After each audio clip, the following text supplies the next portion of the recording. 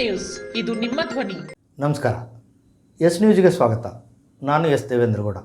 ಇಂದಿನ ಮುಖ್ಯಾಂಶಗಳು: ಅಂಬಾಮಠ ಜಾತ್ರೆಯಲ್ಲಿ ಮದ್ಯ, ಮಾಂಸ, ಕುರಿ, ಕೋಳಿ ಬಲಿಗೆ ಕಡಿವಾಣ. ನಿನ್ನೆಯಿಂದ ಸಿಂಧನೂರಿನಲ್ಲಿ ನಡೆಯುತ್ತಿರುವ ಇಸ್ತೆಮಾದಲ್ಲಿ ಸಾವಿರಾರು ಜನ ಭಾಗಿ. ಫೆಬ್ರವರಿ 23ರಂದು ಸಿಎಂ ಸಿದ್ದರಾಮಯ್ಯರಿಂದ ಕನಕ ಭವನ ಉದ್ಘಾಟನೆ. ಪೂರ್ವಭಾವಿ ಸಭೆಗೆ ಇಲಾಖೆ ಮುಖ್ಯಸ್ಥರು ಗೈರು, ನೋಟಿಸ್ ನೀಡಲು ತಹಸೀಲ್ದಾರ್ ಸೂಚನೆ. ಬಹುತ್ವ ಸಂಸ್ಕೃತಿ ಭಾರತೋತ್ಸವಕ್ಕೆ ಅಧಿಕೃತ ಚಾಲನೆ. ಬಹುತ್ವ ಭಾರತ ಉಳಿಸುವುದು ಅಗತ್ಯ, ಮಾತೋಶ್ರೀ ದ್ರಾಕ್ಷಾಣಿ ಶರಣಬಸಪ್ಪ. ವಾರ್ತೆಗಳ ವಿವರ. ಜಿಲ್ಲಾಡಳಿತ, ತಾಲೂಕಾಡಳಿತ, ಪೊಲೀಸ್ ಇಲಾಖೆ ಕಟ್ಟುನಿಟ್ಟಿನ ಕ್ರಮದಿಂದಾಗಿ ಅಂಬಾಮಠ ಜಾತ್ರೆಯಲ್ಲಿ ಕುರಿ, ಕೋಳಿ, ಮದ್ಯ, ಮಾಂಸಕ್ಕೆ ಕಡಿವಾಣ ಹಾಕಿದ್ದು ಕಂಡುಬಂತು. ವಿಶ್ವ ಪ್ರಾಣಿ ಕಲ್ಯಾಣ ಮಂಡಳಿ, ಪಶು ಪ್ರಾಣಿ ನಿರ್ಮೂಲನಾ ಜಾಗೃತಿ ಮಹಾಸಂಘ ಮತ್ತು ಬಸವ ಧರ್ಮಜ್ಞಾನ ಪೀಠದ ದಯಾನಂದ ಸ್ವಾಮೀಜಿ ಅಂಬಾಮಠ ದೇವಸ್ಥಾನ ಜಾತ್ರೆಯಲ್ಲಿ ಪ್ರಾಣಿ ಬಲಿ ತಡೆಗಟ್ಟಿ ಹೈಕೋರ್ಟ್ ಆದೇಶ ಪಾಲಿಸುವಂತೆ ಜಿಲ್ಲಾಡಳಿತ, ತಾಲೂಕಾಡಳಿತ, ಪೊಲೀಸ್ ಇಲಾಖೆಗೆ ದೂರು ನೀಡಿದ್ದರು.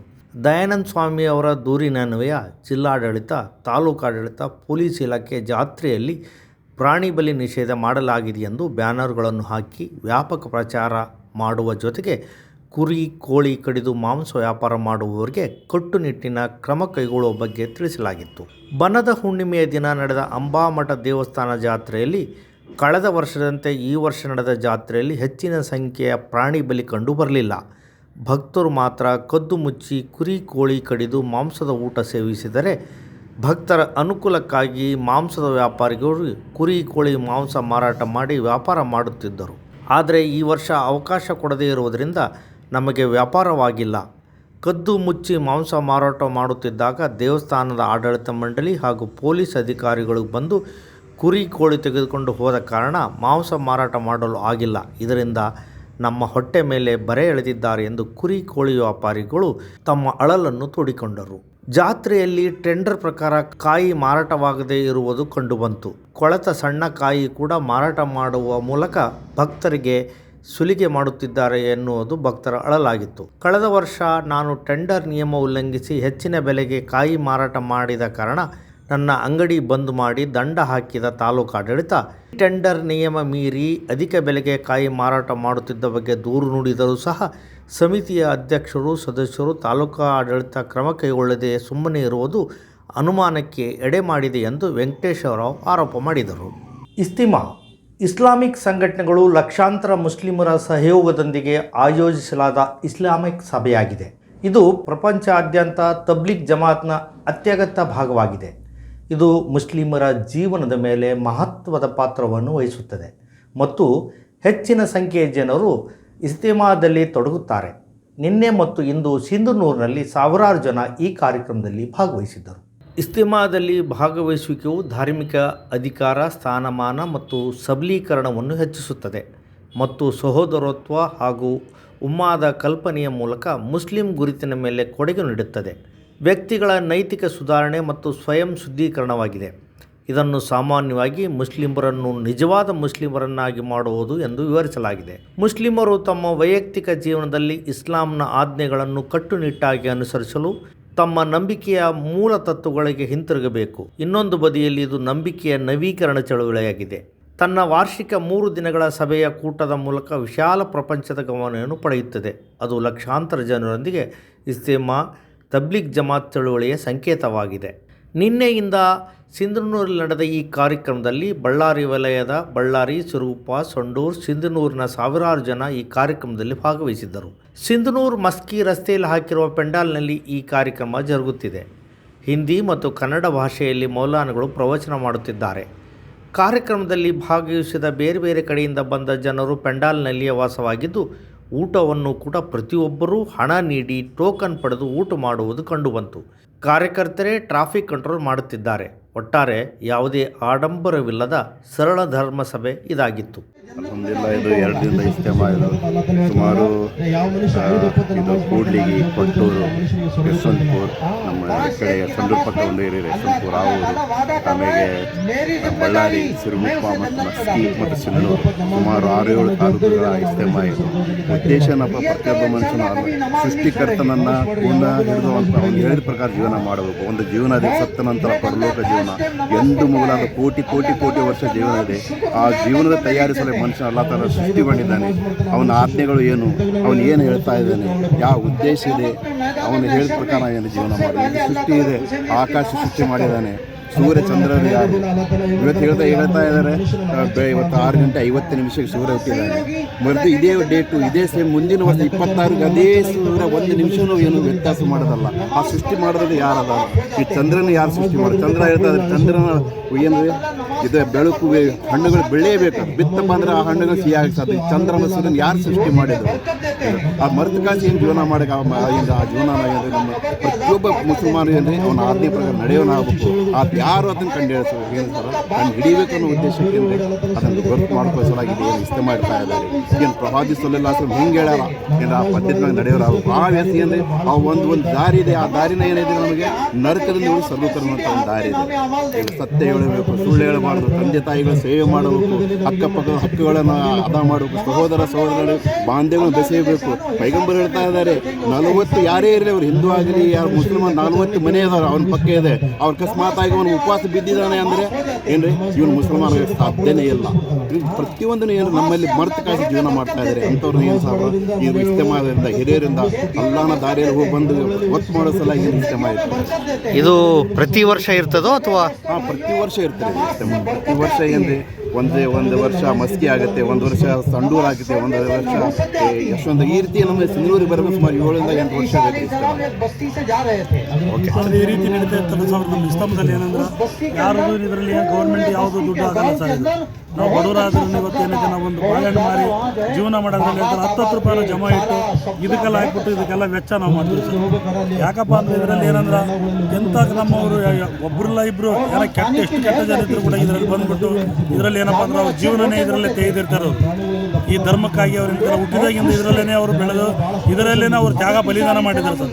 ಅಂಥವ್ರು ಬಂದಿರ್ತಾರೆ. ಅಂಥವರಲ್ಲಿ ನಾವೇನಾದ್ರು ಕಲ್ತು ಬಿಟ್ರಪ್ಪ ಅಂದ್ರೆ ಅವ್ರು ಏನಾದರೂ ಮಾಡುವಾಗ ನನ್ನ ಹತ್ರ ಬೇಡ ಟೈಮ್ನಲ್ಲಿ ನಾವು ಅದರಲ್ಲಿ ಇದ್ದೀವಪ್ಪ ಅಂದ್ರೆ ನಮ್ಮದು ಕೂಡ ಅದರಲ್ಲಿ ಶಾಮೀಲ್ ಆಗಿಬಿಡುತ್ತೆ ಅಂತೇಳಿ ಅದಕ್ಕಾಗಿ ಎಲ್ಲರೂ ಇದರಲ್ಲಿ ಕಲಿತು ಸರ್. ಪುಣ್ಯಾತ್ಮರು ಇದರಲ್ಲಿ ಇರ್ತಾರೆ, ಪಾಪಿಷ್ಟನೇ ಇರ್ತಾರೆ, ಎಲ್ಲರೂ ಇದರಲ್ಲಿ ಇರ್ತಾರೆ ಸರ್. ಆದರೆ ಎಲ್ಲರಿಗೂ ನೆನೆದು ಎಲ್ಲ ತಲೆ ಇರ್ತಾರೆ, ಒಂದೇ ಸಮಾನವಾಗಿ ನೋಡ್ತಾರೆ ಸರ್. ಆದರೆ ಇದರಲ್ಲಿ ಬಡವ ಶ್ರೀಮಂತ ಅನ್ನೋ ಭೇದ ಭಾವ ಇಲ್ಲ ಸರ್. ಇದರಲ್ಲಿ ಹಸಿದವನಿಗೆ ಅನ್ನ ಉಣಿಸ್ಬೇಕು, ಬಟ್ಟೆ ಇಲ್ದವನಿಗೆ ಬಟ್ಟೆ ತೋರಿಸ್ಬೇಕು, ದಾರಿ ತಪ್ಪಿ ಬಂದರೆ ದಾರಿ ತೋರಿಸ್ಬೇಕು, ದಾರಿಯಲ್ಲಿ ಬಿದ್ದರೆ ಕಲ್ಲು ಮುಳ್ಳು ತೆಗೆದಾಕಬೇಕು. ಇದನ್ನೇ ನಮಗೆ ಬೋಧನೆ ಮಾಡಂತ ಇದು ಇಜ್ತಿಮಾ ಸಭೆ. ತಾಲೂಕಿನ ತುರುವಾಳ ಪಟ್ಟಣದ ಶ್ರೀ ಅಮೋಘ ಸಿದ್ದೇಶ್ವರ ಮಠ ಟ್ರಸ್ಟ್ ಮಠದಲ್ಲಿ ನಿರ್ಮಾಣವಾದ ಕನಕ ಭವನವನ್ನು ಮುಖ್ಯಮಂತ್ರಿ ಆದ ಸಿದ್ದರಾಮಯ್ಯನವರು ಫೆಬ್ರವರಿ 23ರಂದು ಉದ್ಘಾಟಿಸಲಿದ್ದಾರೆ ಎಂದು ಶ್ರೀಮಠದ ಮಾದಯ್ಯ ಗುರುವಿನ್ ತಿಳಿಸಿದರು.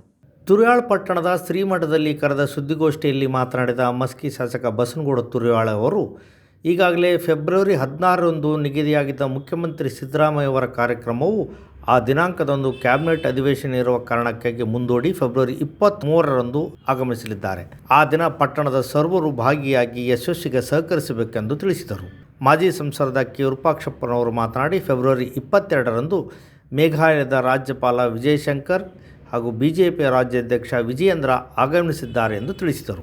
ಫೆಬ್ರವರಿ 18ರಿಂದ 22ರವರೆಗೆ ಆಧ್ಯಾತ್ಮಿಕ ಪ್ರವಚನ, ಫೆಬ್ರವರಿ 20ರಂದು ಕೃಷಿ ಮೇಳ, ಕೃಷಿ ಪರಿಕರಗಳ ಪ್ರದರ್ಶನ, ಫೆಬ್ರವರಿ 21 ಹಾಗೂ 22ರಂದು ಆರೋಗ್ಯ ತಪಾಸಣಾ ಕಾರ್ಯಕ್ರಮ, ಫೆಬ್ರವರಿ 22ರಂದು ಬೆಳಗ್ಗೆ 1008 ಕುಂಭ, 201 ಡೊಳ್ಳು, ವಿವಿಧ ಸಾಂಸ್ಕೃತಿಕ ಕಲಾ ತಂಡಗಳೊಂದಿಗೆ ನಾಡಿನ ದಾರ್ಶನಿಕರ ಭಾವಚಿತ್ರ ಮೆರವಣಿಗೆ ಹಮ್ಮಿಕೊಳ್ಳಲಾಗಿದೆ. ಫೆಬ್ರವರಿ 23ರಂದು ಶ್ರೀಮಠದಲ್ಲಿ ಉಚಿತ ಸಾಮೂಹಿಕ ವಿವಾಹ ಹಾಗೂ ಸ್ವಾತಂತ್ರ್ಯ ಹೋರಾಟಗಾರ ಕ್ರಾಂತಿವೀರ ಸಂಗೊಳ್ಳಿ ರಾಯಣ್ಣ ಮತ್ತು ಸಂತ ಕನಕದಾಸರ ಪುತ್ಥಳಿ ಅನಾವರಣ ಕಾರ್ಯಕ್ರಮದಲ್ಲಿ ಪರಮ ಪೂಜ್ಯರು, ಸಚಿವರು, ಸಂಸದರು, ಶಾಸಕರು ಭಾಗವಹಿಸಲಿದ್ದಾರೆ ಎಂದು ಸಿದಾನಂದ ಗುರುವಿನ್ ಮಾಹಿತಿ ನೀಡಿದರು. ಈ ಸಂದರ್ಭದಲ್ಲಿ ಕೆಪಿಸಿಸಿ ಪದಾಧಿಕಾರಿ ನಲ್ಲಾ ವೆಂಕಟೇಶ್ವರರಾವ್, ಪಟ್ಟಣದ ಹಿರಿಯರಾದ ಮಲ್ಲಂಗೂಡ ದೇವರಮನಿ, ಮೌಲಪ್ಪಯ್ಯ ಗುತ್ತೇದಾರ್, ಪಟ್ಟಣ ಪಂಚಾಯಿತಿ ಅಧ್ಯಕ್ಷ ಶಾಮಿದ್ ಸಾಬ್ ಚೌಧರಿ, ಕುರುಬ ಸಂಘದ ತಾಲೂಕು ಅಧ್ಯಕ್ಷ ಕೆ ಭೀಮಣ್ಣ, ಅಮರೇಶಪ್ಪ ಮೈಲಾರ್, ಶೇಖರಗೌಡ ದೇವರಮನಿ, ಕರಿಯಪ್ಪ ಟೇಲರ್, ಬಾಲಪ್ಪ ಕುಂಟೋಜಿ, ಕರಿಯಪ್ಪ ಬಂಗಿ, ಸಿದ್ದರಾಮೇಶ್ ಗುರಿಕಾರ್, ಶರಣಬಸವ ಗಡೇದ್, ಅರವಿಂದ್ ರೆಡ್ಡಿ ಉಪಸ್ಥಿತರಿದ್ದರು.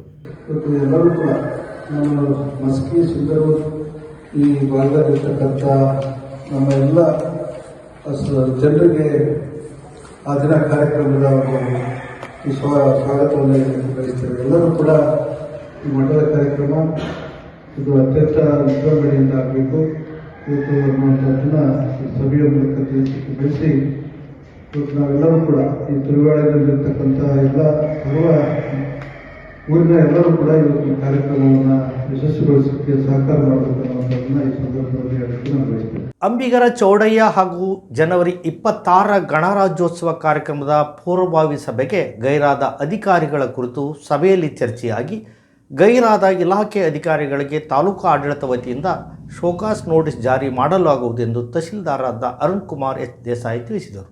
ಇಂದು ತಹಸೀಲ್ ಕಾರ್ಯಾಲಯದಲ್ಲಿ ಕರೆದಿದ್ದ ಸಭೆಯಲ್ಲಿ ಬಹಳಷ್ಟು ಇಲಾಖೆಯಿಂದ ಅಧಿಕಾರಿಗಳು ಬರದೇ ಇರುವ ಕುರಿತು ಮಾಧ್ಯಮದ ಪ್ರತಿನಿಧಿಗಳು ಹಾಗೂ ಸಂಘಟನೆಯ ಮುಖಂಡರು ಕೇಳಿದ ಪ್ರಶ್ನೆಗೆ ಉತ್ತರಿಸಿದ ತಹಸೀಲ್ದಾರ್ ಅರುಣ್ ಎಚ್ ದೇಸಾಯಿ ಅವರು ಗೈರಾದ ಅಧಿಕಾರಿಗಳಿಗೆ ತಾಲೂಕು ಆಡಳಿತ ವತಿಯಿಂದ ಶೋಕಾಸ್ ನೋಟಿಸ್ ಜಾರಿ ಮಾಡಲಾಗುವುದು ಎಂದು ತಿಳಿಸಿದರು.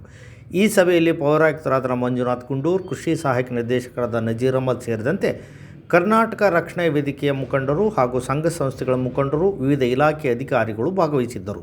ಬಹುತ್ವ ಸಂಸ್ಕೃತಿ ಭಾರತೋತ್ಸವ 2025 ಕಲಬುರಗಿ ಚಲೋ ಕಾರ್ಯಕ್ರಮಕ್ಕೆ ಕಲಬುರಗಿ ನಗರದ ಶ್ರೀ ಶರಣಬಸವೇಶ್ವರ ದೇವಸ್ಥಾನ ಆವರಣದಲ್ಲಿ ಅಧಿಕೃತವಾಗಿ ಮಾತೋಶ್ರೀ ದ್ರಾಕ್ಷಾಣಿ ಶರಣಬಸಪ್ಪ ಚಾಲನೆ ನೀಡಿ ಮಾತನಾಡಿ, ಭವಿಷ್ಯಕ್ಕಾಗಿ ಬಹುತ್ವ ಭಾರತ ಉಳಿಸುವುದು ಅಗತ್ಯವಾಗಿದ್ದು ಇದಕ್ಕೆ ಸಂಸ್ಥಾನ ಸಂಪೂರ್ಣ ಸಹಕಾರ ನೀಡುತ್ತದೆ ಎಂದು ಹೇಳಿದರು. ಸಕಲ ಜೀವರಿಗೆ ಲೇಸು ಬಯಸುವ ಶರಣಬಸವೇಶ್ವರ ಅಂಗಳದಿಂದ ದೋಸ್ತಾರ ಹೋದ್ದೀನ್ ಸಂಸ್ಕೃತಿಯ ಅಂಗಳವಾದ ಬಂದೇ ನವಾಜ್ ದರ್ಗಾದತ್ತ ಹೊರಟ ಜಾಥಾ ಕೈಯಲ್ಲಿ ಬಿಳಿಯ ಬಾವುಟದೊಳಗೆ ಹಾರಾಡುವ ಪಾರಿವಾರಗಳನ್ನು ಹೆಗಲಿಗೆರೆಸಿಕೊಂಡು ಶರಣಬಸವೇಶ್ವರ ದೇವಸ್ಥಾನದಿಂದ ಪ್ರಾರಂಭವಾದ ವಾಹನ ಜಾಥಾವು ಸೇಂಟ್ ಮೇರಿ ಚರ್ಚ್ ಮಾರ್ಗವಾಗಿ ಸಾಗಿ ಸರ್ದಾರ್ ವಲ್ಲಭಭಾಯಿ ಪಟೇಲ್ ಮಾರ್ಗದಿಂದ ಜಗತ್ ವೃತ್ತದಿಂದ ಹಾಯ್ದು ಖಾಜೆ ಬಂದೇ ನವಾಜ್ ದರ್ಗಾದಲ್ಲಿ ಮುಕ್ತಾಯವಾಯಿತು. ಈ ವೇಳೆ ಮುಖ್ಯ ಅತಿಥಿಗಳಾಗಿ ನಿವೃತ್ತ ಕುಲಪತಿ ಪ್ರೊಫೆಸರ್ ಸಬಿಹಾ ಭೂಮಿಗೌಡ ಮತ್ತಿತರರು ಉಪಸ್ಥಿತರಿದ್ದು, ವಾಹನ ಜಾಥಾದಲ್ಲಿ ಕಾರ್ಯಕ್ರಮದ ಸಂಚಾಲಕರಾದ ಕೆ ನೀಲಾ, ಆರ್ ಕೆ ಹುಡುಗಿ, ಮೀನಾಕ್ಷಿ ಬಾಳಿ, ಸುರೇಶ್ ಹಾದಿಮನಿ, ಮೊಹಮ್ಮದ್ ಅಫ್ಜಲ್, ಕಾಶಿನಾಥ್ ಅಂಬಲಿಗಿ, ಪ್ರಭು ಖಾನಾಪುರೆ, ಅಬ್ದುಲ್ ಖಾದರ್, ಅಬ್ದುಲ್ ರಹೀಂ, ರಿಜ್ವಾನ್ ಸಿದ್ದಿಕಿ, ಶಹಜಾನ್ ಅಖ್ತರ್, ಮುಬೀನಾ ಅಹಮ್ಮದ್, ಲವಿತ್ರಾ ವಸ್ತ್ರದ್, ಸಲ್ಮಾನ್ ಖಾನ್, ರಾಜೇಂದ್ರ ರಾಜವಾಡ್, ಸಿದ್ದರಾಮ್ ನಾಡಿಗೇರಿ, ಪದ್ಮಾವತಿ ಅಂಬೋರೆ, ಮಹೇಶ್ ಕುಮಾರ್ ರಾಠೋಡ್, ಬಾಬು ಜಿ ಪಾಟೀಲ್, ಮೌಲಾ ಮುಲ್ಲಾ, ಸುಜಾತ ಸೇರಿದಂತೆ ಹಲವಾರು ಈ ಕಾರ್ಯಕ್ರಮದಲ್ಲಿ ಭಾಗವಹಿಸಿದ್ದರು.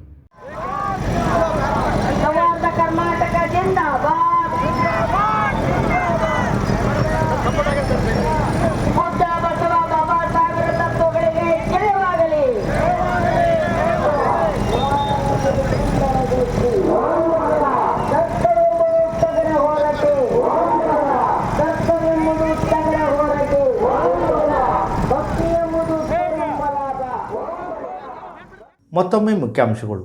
ಅಂಬಾಮಠ ಜಾತ್ರೆಯಲ್ಲಿ ಮದ್ಯ, ಮಾಂಸ, ಕುರಿ, ಕೋಳಿ ಬಲಿಗೆ ಕಡಿವಾಣ. ನಿನ್ನೆಯಿಂದ ಸಿಂಧನೂರಿನಲ್ಲಿ ನಡೆಯುತ್ತಿರುವ ಇಸ್ತೆಮಾದಲ್ಲಿ ಸಾವಿರಾರು ಜನ ಭಾಗಿ. ಫೆಬ್ರವರಿ 23ರಂದು ಸಿಎಂ ಸಿದ್ದರಾಮಯ್ಯರಿಂದ ಕನಕ ಭವನ ಉದ್ಘಾಟನೆ. ಪೂರ್ವಭಾವಿ ಸಭೆಗೆ ಇಲಾಖೆ ಮುಖ್ಯಸ್ಥರು ಗೈರು, ನೋಟಿಸ್ ನೀಡಲು ತಹಸೀಲ್ದಾರ್ ಸೂಚನೆ. ಬಹುತ್ವ ಸಂಸ್ಕೃತಿ ಭಾರತೋತ್ಸವಕ್ಕೆ ಅಧಿಕೃತ ಚಾಲನೆ. ಬಹುತ್ವ ಭಾರತ ಉಳಿಸುವುದು ಅಗತ್ಯ, ಮಾತೋಶ್ರೀ ದ್ರಾಕ್ಷಾಣಿ ಶರಣಬಸಪ್ಪ. ಇಲ್ಲಿಗೆ ವಾರ್ತಾ ಪ್ರಸಾರ ಮುಕ್ತಾಯವಾಯಿತು. ನಿರಂತರ ಸುದ್ದಿಗಾಗಿ ವೀಕ್ಷಿಸಿ ಎಸ್ ನ್ಯೂಸ್. ಇದು ನಿಮ್ಮ ಧ್ವನಿ. ನಮಸ್ಕಾರ.